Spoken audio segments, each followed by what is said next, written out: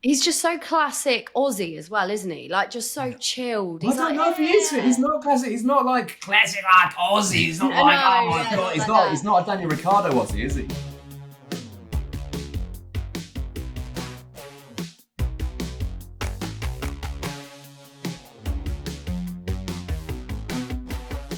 Hello and welcome back to the Fast and the Curious, the podcast that interviews the biggest names in the sport. And guys, don't take my word for it. Go and have a look at our feed. Ollie Behrman was our most recent driver. We do not mess around. We're getting them all on. We also debrief and preview the Grand Prix, and that is exactly what we are doing right now because, everybody, it is race week. Insert Oscar Piastri meme here. Oh, well done, Oscar. Hello, I'm Greg James. No Christian Hugill today. He is on the way to Miami, and we needed someone with gravitas, someone with expert knowledge, someone who knows this sport inside out, someone who knows the cars inside out. We have filled that geeky void with former F1 mechanic Marc Priestley. Marc, welcome to the Fast and the Curious. How are you? Thank you. Yeah, that is one of the best introductions. I thought you were going to say, but we couldn't find anyone, so we got Marc Priestley. No, thank you. No Thank way. you for that. I happily will take the acronym of, or the accolade of being a total F1 geek. You're right. Yes, well, you're very welcome on this podcast. It's for the geeks, it's for the new fans, it's for the casual fans, it's for people who like fun stuff, it's for people who like the stories in sport, really. That's why we wanted to start it, is because there are great stories to be found in sport. That's what makes it exciting. And I guess that must have been what attracted you to it in the first place. Way back when. When was it? When did you first fall in love with fast cars? Oh, do you know, I actually grew up as a kid living next door to Brands Hatch, so a racetrack in the UK. Oh, you're a Kent boy. Yeah, Kent lad. And also back then, the British Grand Prix used to come to Brands Hatch. So Formula One came to me rather than me going to have to find it. And also, if you think about the sound of the cars back then, you could hear it for miles and miles and miles. And it was that, I think, that initially hooked me in. I can imagine. You were a mechanic at McLaren, weren't you, for 10 or so years, or just under 10 years, between 2000 and 2009. What was that experience like? That was a mad era as well. Yeah, I mean, it's amazing and on every single level. It was a dream come true because it's what I wanted to do for years before that. But you're right, I got, first of all, I got my lucky break at McLaren, who were a top team and obviously still are today. So that was lucky, but also through some amazing times. I mean, we were lucky enough to be winning championships, working with some amazing drivers, but also there was some incredible controversies that ran through that era. If you Formula One fans will remember things like Spygate, Liegate was another good one. There was all sorts going on with Lewis Hamilton versus Fernando Alonso back in the day. I got to sort of live and work through some brilliant times that would have and could have only ever happened back then. Talk us through some of the driving names that you worked closely with. What eras are we talking about here? Well, when I first started, it was Mika Häkkinen and David Coulthard were our two drivers. Not bad lineup that. So Mika, double world champion, and we were always up against Michael Schumacher. That was the big rivalry of the day. When Mika retired, young Kimi Räikkönen came in, another Finn, and he was just, oh my goodness, amazing. I mean, so much fun had with Kimi Räikkönen. Most of it not at the racetrack, I'll be honest. Most of it was away on a night out somewhere, but brilliant nonetheless. And then right through into, Fernando Alonso, Lewis Hamilton, and a number of others in between, but those are the real big star names. You must have some amazing stories. I mean, how long have you got? I've got some great ones. We've got as long as you like, really, to be honest with you, Mark. But I guess the really interesting bit would be to dig a little bit around Lewis Hamilton, what it's like to work closely with that guy, because he is enigmatic, isn't he? He doesn't really show a lot of himself. No, well, although when I first met him, he showed quite a lot of himself, because the day that I first met him, we were naked in a sauna in Finland. So, we got to know each other quite well. Let me explain. We were on a team building week at McLaren when he was announced as a new Formula One driver, getting his break at McLaren. Then he flew straight out, jumped on a plane to join us, the race team. And we were up at the Finnish Olympic Institute in northern Finland. At the end of a long day when he arrived, we were all piled into this sauna, and Lewis, without a hesitation, just got himself stripped down and came in and introduced himself to us all. So, yeah, we know each other quite well. That is one way to introduce yourself to everybody, isn't it? I wonder if he did that with the Ferrari lot. Yeah, I don't know. I wonder. When you first met Lewis, though, maybe after the sauna experience, when you saw him butt naked, did you go, oh, this guy is something special? This guy is going to be a world champion? Yeah, I don't think anyone, if they're really honest, could have predicted, what he was going to go on to achieve. Clearly, I mean, it's been unbelievable. But, now I can look back with hindsight and I can absolutely see some of those traits that clearly were responsible for some of those successes that were there. An unbelievable work ethic. And also, so he was always one of the last to leave. In fact, he still is one of the last to leave the circuit on a Friday evening. He's there looking at data with his engineers long after most drivers have gone home. And that's now in his 40s. He's still looking for even the tiniest little advantages that he can find anywhere in data or through conversations. So that's impressive in itself. One thing that stood out to me actually on that same trip, that trip up to Finland when we first met him, one of the exercises we did as a team was we're in this Finnish Olympic Institute and working with Olympic coaches. And one of the exercises they put us through was this classroom situation. We're all in a room and on the big screen, they flashed up a series of coloured dots. And it was red dots and blue dots in random patterns, different numbers. And they flashed them up for a couple of seconds each. And then at the end of each one, we'd have to write down how many blue dots we think we'd seen. And it was a really quick exercise. We go through the whole lot. And then at the end, obviously, they reveal the answers. It's a really quick thing, right? So most of us are getting a few right, but most wrong. Lewis Hamilton got almost all of them right. And I've forevermore still tried to figure out, first of all, if it was a setup, if someone had just planted this in there to make him look impressive on his first day.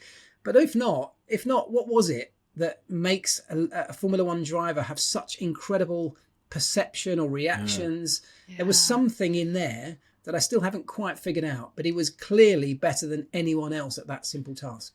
It's really interesting hearing you talk about him still carrying out the same traditions almost and the same processes that he did at the start of his career and now, as you said, into his 40s.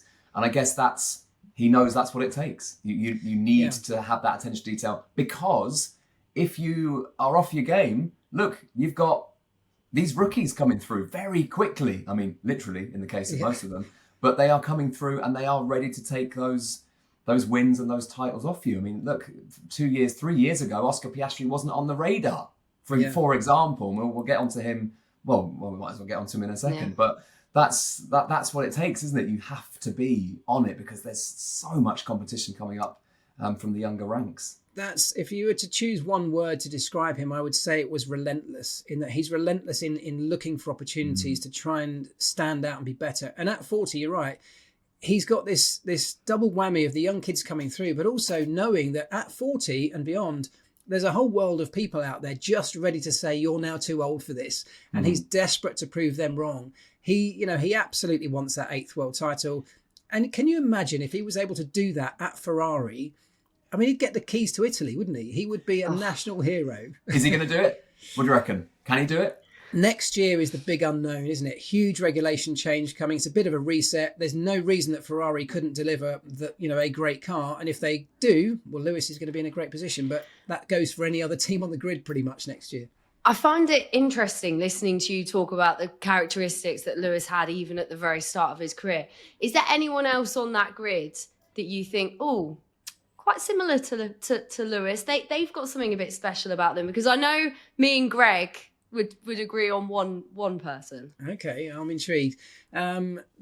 I don't know that I've certainly worked. I mean, I got an understanding of Lewis through working closely with him, which most people wouldn't have seen most of those traits, most of those things. Otherwise, we just see the results. We see what happens through the TV broadcast. So from drivers that I worked with, I would say that Mika Hakkinen had a similar sort of relentless pursuit for looking for tiny incremental gains in everything. He was almost a machine in that regard. And then I would say that Fernando Alonso was a very complete Formula One driver. I mean, I worked with Kimi Räikkönen for years, probably the fastest F1 driver. In his peak time, over a lap, around mid-2000s, no one faster. but he wasn't the most complete Formula One driver for lots of reasons. Lewis Hamilton and Fernando Alonso, I would say the two most complete drivers I've ever worked with because of their skill in the car, their ability to get a team working well around them, their sort of drive for continual, opportunity and looking for success even into their 40s, both of them. It's no surprise both of them are still going at this late stage in relatively late stage in life. I think it's because of the characteristics and that drive that they both have. Yeah, amazing really. That weird mixture of ultimate maturity that you're able to rally a team around. We don't really talk about that too much, that they're in a way leading that team to a certain extent. But who's your choice, by the way? Who's the one to agree on? We are I'm speaking on behalf of Greg here, but we are the co-presidents of the Oscar Piastri fanboy club. Yeah, that's true. Yeah, we don't obviously know anywhere near as much as you up close and personal, Mark, but you just get the sense that Oscar Piastri is just so focused on his goal. I think him, and obviously Max Verstappen is unbelievably successful. Goes without saying, one of the greats ever. But yeah, should we get onto Oscar then and get onto the season? So what's been your take on the season so far, Mark? Because I know you obviously you write and you broadcast and you podcast about the season. Has it excited you, the first few races? I think it has. We came off the back of last year, which was such a good season for so many reasons, wasn't it? That the championship went down to the wire pretty much, certainly the Constructors' Championship. And there was lots going on where it was interesting races every week. And we were expecting and hoping for a lot more of the same, given that it's the last year of this stable set of regulations.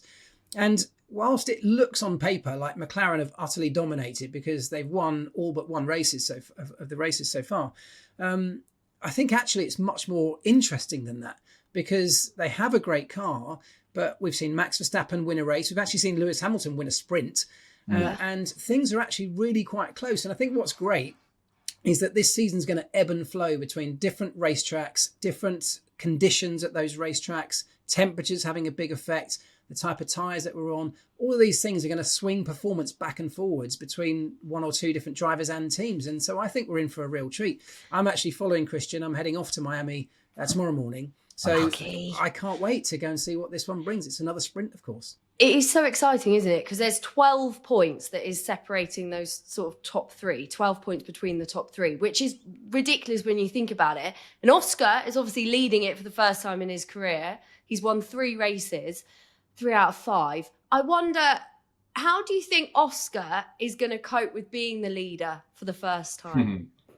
Well, I think that's what the world's waiting to see. But if you look at him on from the outside, he's so unbelievably calm, isn't he? He's unflappable, so it seems. I mean, if you hooked him up to a heart monitor, it would surely just be a flat line. I've never seen a driver like it. So I think that in that regard, you would say if that's one of his traits, if he's able to stay calm under pressure, well, then he's in a really good place to be able to take advantage of this.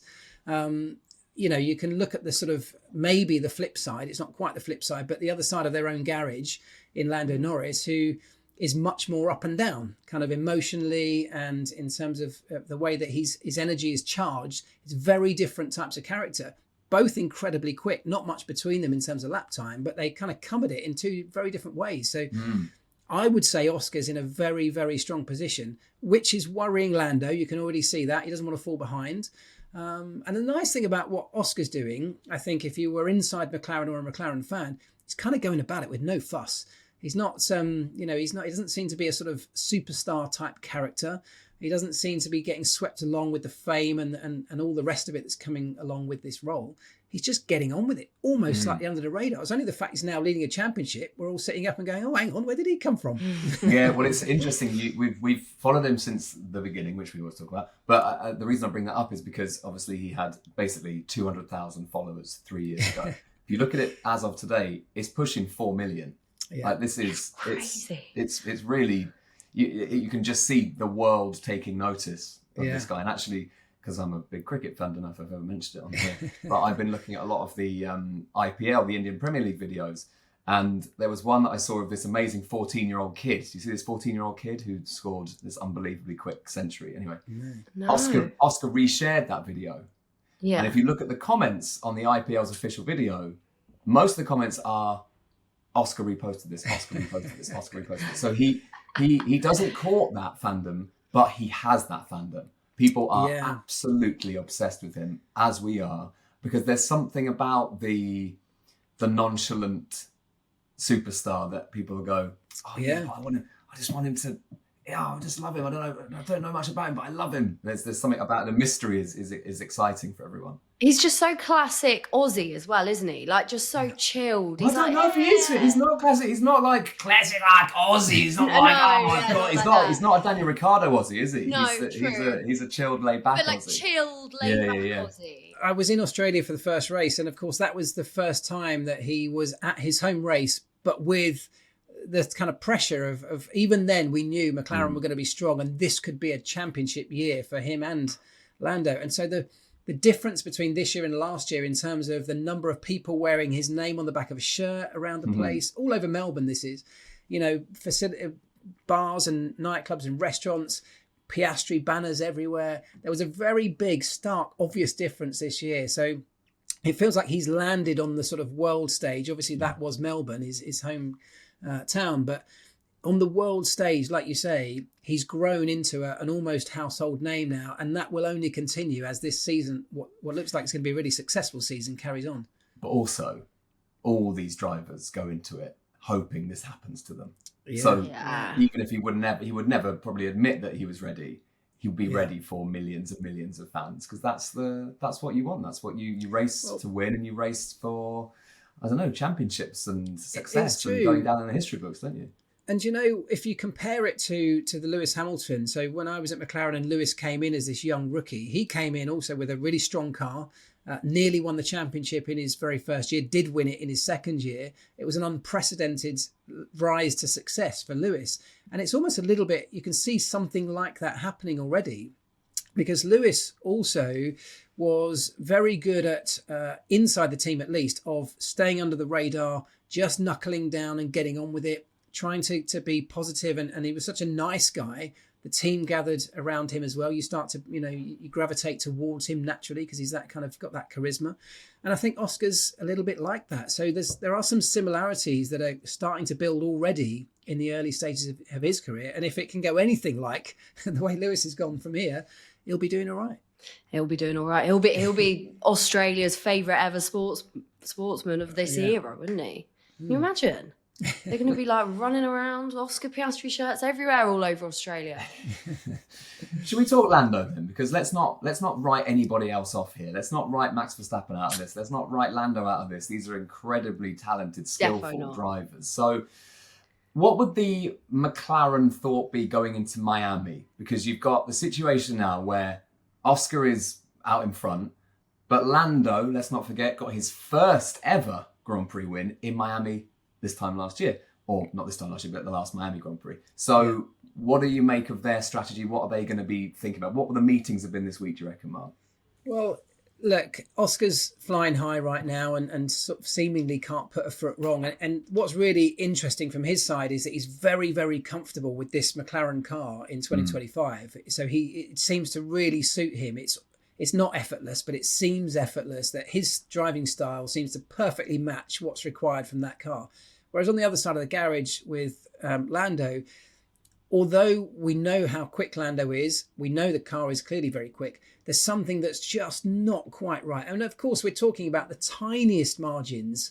Lando's still very quick in that car, but he's not quite feeling that flow in the same way that perhaps Oscar is. So there's been a lot of work, I know, in the team this week, just looking through, understanding the data and the differences in driving style between the two drivers to see if there's anything the team can help Lando with, small things that might just tweak and change the way that he feels this car. There's also a couple of changes to the car, and you never know, they may end up favouring him. And of course, don't forget, very different type of circuit in Miami to some of the others that we've been to. And as I said earlier on, those changes over the course of this season are really swinging performance back and forward. So I think from McLaren's point of view, there's no panic stations. There's nothing to worry about at this point. They're still in a really good position. There's an awful long way to go.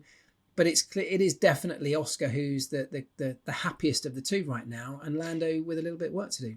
Don't you think it's fascinating the job that Zach Brown is going to have to do, balancing these two? Like, how do you even, I don't even know how you even begin managing them. And this probably isn't the position that he thought he'd be in, sort of Lando sort of obviously not having the best time recently and Oscar just straight out in front. Well, it's the position you dream to be in one day, but also not, because you want to be out in front with the best car and two great drivers, but you also have this unwanted element of having to manage expectations. I mean, if you again go back to my time, the last time this really happened at McLaren was Lewis Hamilton and Fernando Alonso in the same team in 2007. We had the best car on the grid, two great drivers, probably the best drivers as well, everything in our hands to win. And I don't know how far back you're following a Formula One goes, but if you go back and just anybody out there Google 2007 in Formula One, it was utter chaos and we didn't win anything because it ended in a war inside our own team. Yeah. So that's the danger that McLaren face. I don't think for a second it's going to get that bad, but you have to remember that both of these two drivers, since they were kids, have dreamt of becoming world champion, and it could end up being by the end of this season, the only guy in the way of that happening is the other guy in the other car on the other side of their own garage. And so you go from being teammates to being arch enemies. And the management at McLaren, it's a very difficult thing. I don't think I've seen anyone do that effectively. That's the challenge, is trying to manage that relationship, because they're going to both want that prize for themselves. And at times it could end up costing the team if you play it wrong. Keeps it interesting. Good drama, and it's a good, as you sort of alluded to, it's a good problem to have for McLaren, having two of the best drivers on the grid. Let's not forget Max Verstappen, who is 12 points behind Oscar Piastri. It's not just a McLaren battle here. We write off Max Verstappen at our peril. So he's a threat. He definitely is a threat. Brilliant laps in Japan and Saudi as well. He can block out that noise like the best of them, can't he? Just get on with it. You can never write Max off. And although their car is far from perfect right now, it sort of says a lot that they're still managing to be there or thereabouts, and even having that win back in Japan. So, yeah, Max is going to be a pain in the backside to the McLaren drivers. And the thing about Max is he'll always be there for the moment that either of those two drivers slip up. So if they end up having this, if they get in each other's way because they're fighting over a championship, like what happened to us, in fact, in 2007, our two drivers squabbled over, the positions on track and the big picture of the championship. And it was Kimi Räikkönen in a Ferrari who snuck through on the final day and won the title. So it can cost you. So, yeah, Max Verstappen is going to be a continual threat, that's for sure. You said us then. McLaren us. Do you still have that allegiance? Does it ever leave you? Yeah. You put so much of your life into that team. Does it feel like they're your guys? 100%, always will be. And, I now commentate for the BBC on Radio 5 Live, where, of course, as you know, we have to be impartial. It's very difficult, though, because they're obviously my team and I love them and I always will. They're part of my family. McLaren and other brands are available. Yeah. Yeah, exactly, yeah. But no, it's interesting about that, because you obviously have been in that bubble, in the circus that we talk about a lot, and you gave a lot of your life to it. Did it feel like the time was right to go, okay, that's enough now, I'm going to go and just not do something easier, but do something that's less intense every single week, week in, week out, travel here, pack up, go back, do the same thing? Yeah, because that is exactly what it is. It's intense. It's the best way to describe it. And I did it for, as you said earlier, just about 10 years. And in the end of that 10 years, in 2008, we did win the world title with Lewis Hamilton. And the thing that gets you, or at least got me, is the travel. It's relentless, the travel. You're never at home. Even when you are, it's not long enough to unpack a bag, And so you have to give over your life to this sport. And I was happy to do that because I was all in, really passionate about it, absolutely committed to winning. So then when we did win, it felt like because you can't do it forever. So there has to come a point when you start to consider what the future might look like. And after winning, that's the point when I started to think, okay, what am I going to do for the rest of my life? Because I can't do this forevermore. So I then made what was a really difficult decision. But I've just been very fortunate that I've been able to stay within the sport, just now in a slightly less intense way. Yeah, but you're still travelling. You still can't get away from it. Still off to Miami.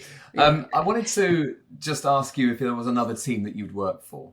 And might that lead us nicely into the next part of the podcast and suggest that maybe you would have worked for Ferrari? Would that have been a bit like Lewis? Is that for everyone who works in the sport? Do they go, yeah, kind of interested in that though? Because there's an iconic red. Not many people know this, but I almost did work for Ferrari because in 2006, when I'd worked with Kimi for a long time at McLaren, we'd become very close as friends and colleagues. And when he left to go to Ferrari, he actually asked me to go with him. And I went and spoke and had conversations with Ferrari. I was about to go out to Maranello and have a look around and look for flats and things like this. Oh my God. And then in the end, because I had young children at the time and it was obviously a big upheaval, you got to take your whole family out there to do that. We sort of decided that as a family that it wasn't the right thing. And so I actually in the end turned it down. But there is a little bit of that pull, like you hear about I'm drivers. staying in Woking. Yeah. I know. On that level, I don't want the pizza. I don't want the pasta. Seems like a crazy decision when you say it like that. But we went on to do the Lewis Hamilton thing and win the championship. And so it was amazing times. And there's also a lot of loyalty to McLaren. They gave me my break in Formula One. And so I wanted to pay that back too. Yeah, fair enough. Just talking about Hamilton and Ferrari, obviously he hasn't had the best start to the season. He's been doing a lot of interviews recently where he does seem like he's feeling a little bit down. What do you think? This is just a case of him having to just adjust to Ferrari and it will get better? Or do you look at it and think, oh God, you're actually a bit worried about him and his career? I'm not worried about him in that regard because I think what this is, there's clearly a lot of adaptation to make, not just because it's a new car, and it's also a new team, but it's also a whole new culture, a new language barrier. It's working at Ferrari, it's like the Italian national squad, it's very, very different to working anywhere else. But I also think there's a thing now in Formula One where we're so close to the theoretical performance limit of these cars in this regulation cycle, right at the end of it, of course. The engineers have figured out how to get the best out of these cars. If you look up and down the pit lane, the cars generally all look pretty much the same now because we all know how this ground effect era works and how to get the best out of it.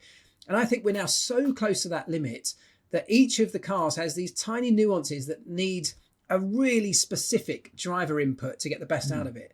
And if your driving style doesn't quite match that perfectly, it's probably the same problem that's been happening in that second seat at Red Bull for some time now. You don't get anywhere near, because we're talking about tiny margins, you don't get anywhere near what you need to get out of that car. And I think if you think about Lewis at the end of the Mercedes era as well, when we switched to the ground effects era of cars, Lewis just didn't quite match up to that. And it's not about talent, it's about, you used to be able to say, well, look, the best drivers can always adapt to these cars.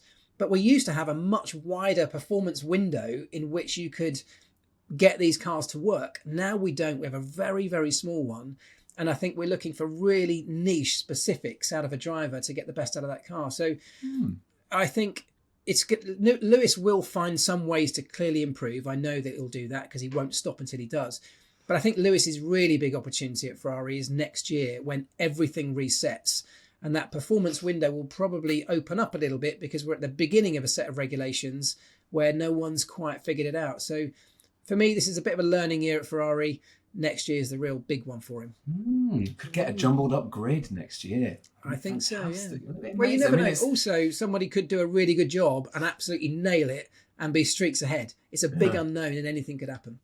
I think that's a nice place to break for a second. We'll be right back after this very important message. Christian and Betty, hello. Gregory, hello. Hello. We are only 5 weeks into the season, 5 races into the season. So many stories already this year. The battle between Oscar, Lando and Max is really hotting up. And if that's left you wanting more and you want to go to a race in person, now's the time to start planning, okay, which Grand Prix you want to go to. Let's discuss which ones are coming up. Well, Christian's off to Miami. I am. We've then got Imola and Monaco. I sort of feel like you don't have time to get yourselves to Miami. Imola could be a really good one to go to, right, Christian? But Monaco, surely is the one everyone should aim for. Yeah, it's the ultimate sporting test. There is no other sporting event like it in the world. And if you're a Formula One fan, it's like top of the bucket list, right? It's like, I went to the Monaco Grand Prix. It's remember forever sort of thing. If you want all the faff sorted out by somebody else, then Gulliver's Travel have been helping sports fans get to events around the world for years. And I know about them because of cricket. Of course you do. No, come on. They famously do cricket tours. Oh, here we go. Here we go. I'm thinking about the Ashes, so I'm just going to park that. But that let's park that for now, because Gulliver's are involved in Formula One, which is exciting. So they've got some amazing packages for Monaco. Okay, so you can go and look at the packages at Monaco. Just the word packages is funny, isn't it, Christian? Come on. Packages is very funny, yes. They've got a large Monaco package available. A big package, but modestly priced. Oh my God, guys. They can sort your travel, accommodation, and even your ticket to the Grand Prix. They've got options for hotels in Nice, Cannes, or Monte Carlo. Oh. And there's even a dedicated tour manager every step of the way to get you where you need to be. All you've got to do is head to gulliverstravel.co.uk to have a look, or follow the link in our bio to all of Gulliver's Monaco options. Christian will probably see you there with his package, his special package. Oh, God. There you go. That's how you can get yourself to an actual Grand Prix. It's fun, isn't it? So, Mark, let's talk about Miami. Can we talk about the circuit a little bit, and who does it favour? Who are we looking at this weekend to maybe ruffle a few feathers, maybe surprise everyone? Well, Max Verstappen has traditionally gone very well here, and Red Bull. So I think Max won at least the first two events around this circuit. So we know that their style of car, their characteristics of car work around here. But he's not fully in tune with it this year. But also, if you think back to last year, this was the moment when McLaren turned everything around, wasn't it? It's where they brought this big upgrade package. Lando got his first ever victory around here. And so we now can say, I think, and actually the McLaren seems to work everywhere, which is great. But I think they figured out how to get the best out of this circuit. So it's one of those tracks where you can definitely overtake. There's 3 DRS zones. They reach some staggering speeds, given that this is really the car park around the Miami Dolphins Stadium. Really sell it, Mark. Let's sell it. Yeah, okay. It's way better than just a car park. It's actually a pretty cool circuit, and it's but it has some amazing speeds at the end of those straights with DRS as well. But they do provide overtaking opportunities into the braking zones of those slow corners. So no matter what the grid ends up looking like, it doesn't necessarily mean it will just stay like that for the rest of the Grand Prix. So I'm expecting something quite good. It's also a sprint weekend, and that does change things because there are quite a few upgrades being brought to the circuit. Ferrari have brought something quite significant to try and improve their car. Yeah, I was reading about this. So Yeah. are we thinking Ferrari could Well, what am I that's trying what to say? Could they're be up there. Well, yeah, that's certainly what they'll be hoping. Look, the last time we had a sprint, Lewis Hamilton won it in a Ferrari. Yeah, so exactly. they do tend to, or certainly around that circuit in China, they figured out that their car tends to work better on lighter fuel loads, where you're not having to manage tyres in the way that you do over a longer stint. When they fill it up with fuel, they seem to struggle, particularly with ride heights. They can't run the car that low. If you remember a few races back, they were disqualified because the car was running too low and scraping away at the skid, and that cost them. So these upgrades are all trying to figure out around that, so they can run the car low where they get performance, but not so low that it ends up costing them. So they could have a jump in performance with that new upgrade. But I think you're going to be looking at the sort of the likely sort of favourites, the known players in this. It's going to be Max Verstappen. It's going to be the 2 McLarens. Probably George Russell in that Mercedes is going to be there or thereabouts, because that's the way it's going this year. And those 4 drivers, I think at the moment, are a bit of a standout above everybody else on the grid. So I'm expecting them to be up there again. I just love seeing George Russell up there. I just think he's brilliant. And no one really talks about him like they talk about all of the other 3, do they? Kimi Antonelli as well. But those 2 are exciting. We need to talk about them more. George is flying high after buying a new car this week. Have you seen that? What did he buy? He's bought a Mercedes AMG 1. About 2.7 million quid. So not I'm many sure he people didn't own buy those. it, did he? Surely they just... Give it to him. I'm not sure anyone gives away a car that's 2.7 million quid, but That's crazy. I'm sure he got a Imagine discount. driving that around. Bloody hell. You wouldn't want to park that, would you? Yeah, that's sort of. I think they're.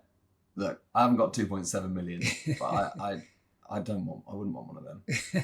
Well, I don't know what it looks like. I'm going to Google it. Hold on. It's basically got the Formula One engine in it from 2016 or 2017 that they've built the car around the actual Mercedes F1 engine, slightly detuned, but that's essentially what's in the back of it. So it's a pretty cool bit of kit. But, why do you need that, It's a cool bit of kit to show off. It's a show-off car. Yeah, but you can't drive fast in it, can you? Because speeding limits. You don't. No one needs that car. Very, very low to the ground. Needs it. Look at the steering wheel, by the way. I would actually say it would be very uncomfortable to be in that. Yeah. It's got a DRS button in it. All right, we're all agreed. We won't buy one then, yeah? I don't want one. They can shove it. Okay. Yeah. I'm happy with my Renault 5. We're just jealous. But look, if you've got millions to spare and you're a rich racing driver, that's the sort of man buy, isn't it, I guess. Fair play. Yeah. So Mark, before we wrap up this pre-brief, let's talk about some of the drivers who will be feeling the pressure, maybe slightly lower down the grid. I mean, Liam Lawson is probably still in need of something good. Christian Hugill has phoned in and said that Jack Doohan will need a good weekend as well. What are your thoughts on some of the newcomers, the rookies? Yeah, I think those two are probably the ones under most pressure. Lawson, anyone in that Red Bull hierarchy of drivers is always under pressure, and we've already seen how brutal it can be from his point of view from his 2-race stint at Red Bull Racing. Red Bull's issue in that regard is that they don't necessarily have a ready-made replacement. Isaac Hadjar kind of doing a decent job, but he's already in Formula One. He's not going to replace Liam. There are a couple of guys on that Red Bull program a little bit further down doing the likes of F2. And, they will be looking at this as a real opportunity because more than ever, they've got a chance. And if you really perform in those lower categories right now, how volatile the market is, inside Red Bull at least, they'll be looking at that as a real opportunity. Liam will be seeing the threat coming over his shoulder. And Jack Doohan, there's been so much talk. I feel so sorry for the guy because he's come in to make his debut season. And even before the season started, there was talk of Franco Colapinto, who we've seen do so well in a Williams last year, who's been signed up as a reserve driver. Alpine actually paid to get him out of his Williams contract to bring him in as a reserve driver. Now, do you do that if he's just a reserve driver, or are they sort of thinking that they might need a backup if it doesn't work out? And so I did feel sorry for Jack because he's probably thinking, God, guys, I haven't even got started yet, and you're already talking about me being replaced. It's so harsh, give me a chance. Formula One can be so brutal at times, particularly on the young drivers. But and I have so much sympathy for them because it'll be horrible if he gets canned even before he's had a real chance. But Formula One's also about trying to find the very best drivers up and down the field. And there's the other argument to the Liam Lawson getting, canned or demoted after 2 races is that Red Bull need to find someone quick to be put into that car to score points and challenge for a title. There isn't time to be sort of giving someone, teaching someone the ropes at the very highest level. So I sort of understand both sides. While you're talking about that topic, there's also rumours, isn't there, that Sergio Perez, who of course ran out of time at Red Bull, might be coming back into Formula One, could possibly be announced as a Cadillac driver. What do you think about that? Is that good? Is that a good fit? Well, he's coming to Miami, and I believe he's coming to Miami with the specific intention of meeting the guys at Cadillac or General Motors. But they're not just meeting him; they're meeting a number of drivers. I believe this is that's the reason they're coming.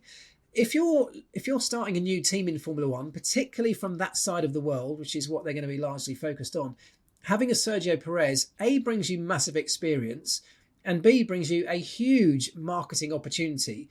He has got an astronomical number of followers in and around South America and into North America as well.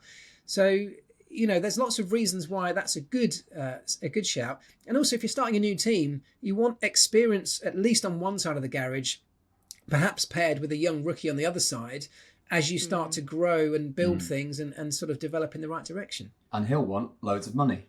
That's the thing, isn't it? But look, I can't get it out of my head, and it will take ages when people say Cadillac, I can't not think of this.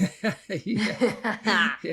That's a Cadillac. Yeah, Just well, like it's the not far off the classic size the of El Dorado, the sort of 50s, 60s styling with the big wings on the back. I know what you mean. It's going to be weird, isn't it? a modern Yeah. Formula One car's nearly that big. yeah. So maybe he could.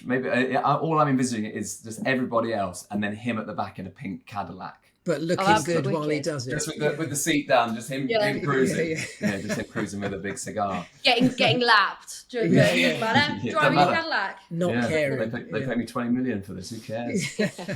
So, Mark, give us a quick prediction then for the weekend. Who's winning? Sprint race first. Sprint race, Ooh. I'm going to say Max. Great. And the main race, I'm going to say Oscar.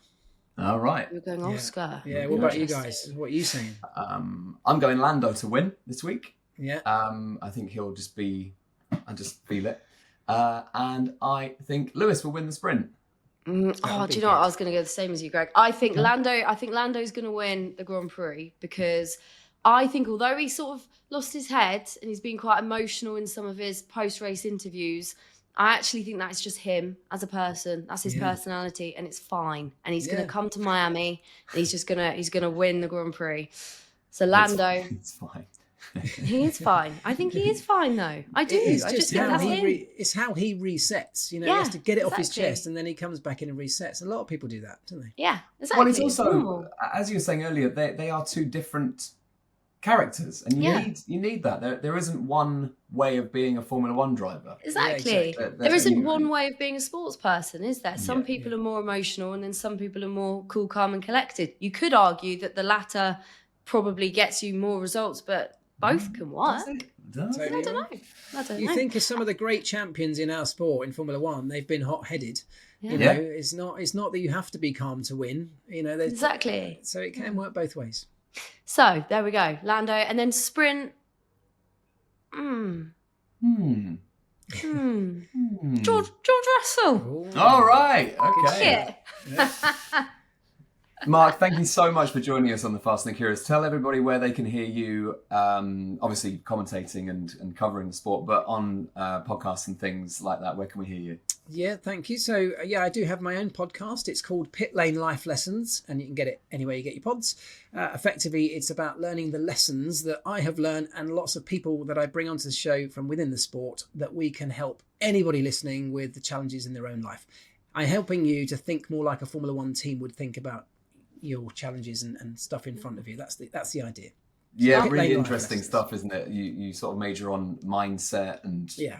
talking through your problems and sharing them all. I think that side of sport is just absolutely fascinating. So if you want to have a listen to Mark's podcast, it's Pitlane Life Lessons. You can get that on all your podcasty places, and we'll put links and stuff in the YouTube bit and also underneath the podcast. So yeah, Amazing. thanks so much for being on. I hope you've enjoyed it, Mark. I have indeed. Thanks, guys. Real pleasure. Thank It's you been so brilliant. much, Mark. Also, if anyone's got any questions, thoughts, feelings, anything, send them to us at Fast Curious Pod on socials, and we will be back for the debrief. See you on Sunday. See you Sunday. Bye.